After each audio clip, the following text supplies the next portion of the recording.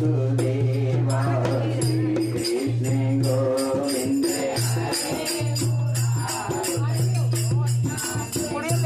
नारायण वासुदेवा हे नाथ नारायण वासुदेवा हे नाथ नारायण वासुदेवा हे नाथ नारायण वासुदेवा हे नाथ नारायण वासुदेवा श्री कृष्ण गोविंद हरे मुरारी नाथ वासुदेव वासुदेव भगवान की जय। या देवी सर्वभूतेषु शक्तिरूपेण संस्थिता नमस्तस्यै नमस्तस्यै नमस्तस्यै नमो नमः। बोल सरस्वती माता की। गद्दी के रक्षक हो हनुमान जी लइके गदा चहुरे से ध्याओ जो कोई दुष्ट निकेतन आवे ताहि महाप्रभु मारि भगाओ। जो धर ध्यान कथा सुनी है ताके धन धान्य और पुत्र बढ़ाओ। अविनती हमारे यही हनुमान जी छोड़ी के गढ़ी तो मिहा चली आओ। कथा प्रारंभ होते हैं सुनो वीर हनुमान राम लक्ष्मण जानकी सदा करो कल्याण सियापति राम जय जय राम। मेरे प्रभु बैल चढ़े शिव जी मिले गरुड़ चढ़े भगवान सिंह चढ़ी माता मिले तेरे पूर्ण सारे काम सियापति राम। मेरे प्रभु राम जय जय राम। बोल गोविंद भगवान की।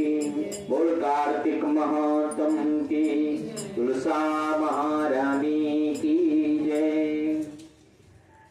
कार्तिक मास की पावन पवित्र कथा में कल आप लोगों ने बड़ी सुंदर कथा श्रवण किया था कि कार्तिक मास की चतुर्थी व्रत अर्थात करवा चौथ का व्रत कल आप लोगों ने कथा सुना था। आज की कथा में श्री नारद जी ब्रह्मा जी से पूछते हैं कि हे पितामह कृपया करके हमें कार्तिक मास के उत्तम व्रत के बारे में उत्तम नियम के बारे में और पूर्ण कर्म के बारे में बताइए। पितामह जी कहने लगे कि हे पुत्र आप बड़े सज्जन हो जो लोगों के कल्याण के लिए अनेक धर्म के प्रश्न पूछते हो और जब उस धर्म के प्रश्न का जब मैं जवाब देता हूं लोग वही अपने जीवन में उतार करके अपने जीवन में सुधार करते हैं तो लोगों का भी कल्याण होता है। क्योंकि ये शरीर केवल अपने पेट भरने के लिए नहीं मिला है, ये मानव का चोला मिला है। ये मानव का चोला अपने साथ साथ में औरों के भी साथ में जो खड़ा रहे मानव का चोला वही सार्थक होता है। अपना पेट तो चिड़ै पंछी पशु कोई भी भर लेता है। इस प्रकार से श्री सुखदेव भगवान कहते हैं कि जो इस लोक में सुंदर कथा है अब मैं आपको वही कथा बताने जा रहा हूं जो सुनने मात्र से ही समस्त पापों का विनाश कर देती है।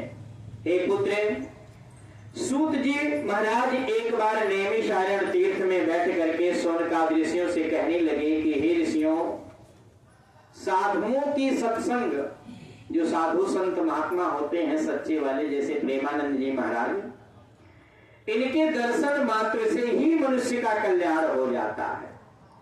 इनके नाम स्मरण करने से ही मनुष्यों का कल्याण हो जाता है। समस्त पापों को ज्ञानियों के साथ में रहने से व्यक्ति ज्ञानी हो जाता है, सभी कामनाएं उसकी पूर्ण हो जाती हैं। गंगा जी में स्नान करने से गंगा जी समस्त पापों का ताप नाश कर देती हैं, चंद्रमा के ताप को दूर कर देती हैं, और कल्प वृक्ष से निवेदन करने से आपके जीवन में सभी प्रकार के फल प्राप्त होते हैं। बोलो गोविंद भगवान की। इतनी वार्ता सुन करके ऋषि कहने लगे कि हे प्रभु, कृपया करके कार्तिक महात्मा बताइए, इतिहास तथा प्रसंग सहित बताइए, मेरी सुनने की बड़ी इच्छा है। सूर्य जी कहने लगे कि हे ऋषियों, एक समय भगवान कृष्ण से कमल नेत्र जैसे सुंदर उनकी पत्नी सत्यभामा जी कहने लगी कि हे प्रभु, कृपया करके हमें ये बताइए कि हमारा विवाह आपसे क्यों हुआ? हमने ऐसे कौन से पुण्य कर्म किए थे जो हमें आपकी पत्नी बनने का परम सौभाग्य मिला? मैं तो धन्य हुई, साथ में हमारा पूरा खानदान धन्य हो गया, जिसका जमाई स्वयं भगवान बन गए।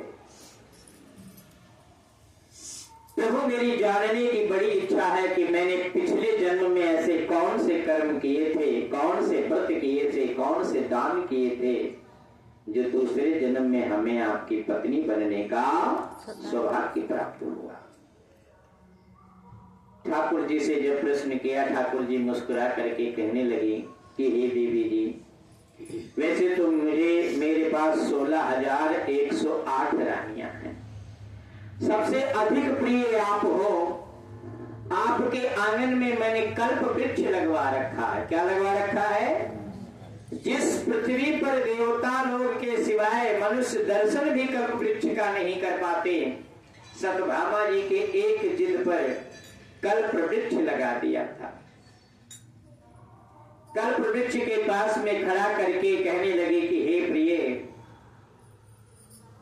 आपको मैं एक अति सुंदर कथा बताता हूं जो आपने पूर्व जन्म में किए थे। सत्यभामा जी कहने लगी कि हे स्वामी, पहले जन्म मैंने ऐसा कौन सा पुण्य किया था, कृपया करके बताइए। उस पुण्य का फल इतना मिल रहा है कि गरुड़ पे सवार होकर के हम आपके साथ विचरण करते हैं। या किसी को गाड़ी गिफ्ट कर दो तो फूला नहीं समाता। ठाकुर जी ने गरुड़ गिफ्ट कर दिया था कि गरुड़ मन के वेग से चलता है। अभी क्षण भर में मुंबई, क्षण भर में गांव, क्षण भर में वहां, क्षण भर में वहां, मन के तीव्रता से गरुड़ का संचालन होता था। कहने लगे कि देवी जी, पहले जन्म में मैं कौन थी, किसकी कन्या थी, वो सब विस्तार पूर्वक कहिए। भगवान कहने लगे कि हे सत्यभामे, तुम ध्यान पूर्वक सुनो, मैं आपको आपके वृतांत बताता हूं। सतयुग के अंत में, जब सतयुग युग जाने लगा, तो उसके अंत में एक मायापुर में एक अत्रि कुल के वेद तथा शास्त्रों को जानने वाले देव शर्मा नाम के एक ब्राह्मण, जिनके कोई संतान नहीं था। बहुत समय बीतता जा रहा है, पूजा पाठ, व्रत, नियम, संयम, धर्म खूब कर रहे हैं, पर हिम्मत नहीं हार रहे। देखना, सारी चीजें आपकी हिम्मत से होती है। मन के हारे हार है और मन के जीते जीत। भगवान पर विश्वास करके लगे रहोगे तो भक्ति जरूर रंग लेकर के आएगी। लेकिन हम 40 दिन ये कर लेंगे, हम 5 दिन व्रत रख लेंगे, हम फलाना कर लेंगे, ढमकाना, ये तो अपना उल्लू सीधा करने के लिए किया जाता है। ऐसे वेद प्रावित ब्राह्मण, जब उनके कोई संतान नहीं थी, बहुत समय जो सूर्य के उपासक और भक्ति और अतिथियों की बड़ी सेवा करते थे। बहुत समय बीतता जा रहा है, वृद्ध अवस्था में उनको एक कन्या उत्पन्न हुई, जिसका बड़े धूमधाम से उन्होंने नाम रखा गुणवती। क्या नाम रखा? गुणवती। जो गुणों का खान हो, जो पूजा पाठ, नियम, शर्म, धैर्य, जो अपने मायकों के साथ साथ ससुराल को भी भक्ति भाव में लगा दे, परिवर्तन कर दे, जो अपने भक्ति से सबको सुधार दे, वही गुणवती होता है। धीरे धीरे कन्या बड़ी होने लगी, विवाह के लायक हो गई। ब्राह्मण देवता सोचने लगे कि विवाह के लायक हो गई कन्या, विवाह करें किससे। तो गुरुकुल चलाते थे, उन्होंने देखा कि एक देव शर्मा नामक उन्हीं का शिष्य है जो बहुत गुणवान है, बहुत पढ़ा लिखा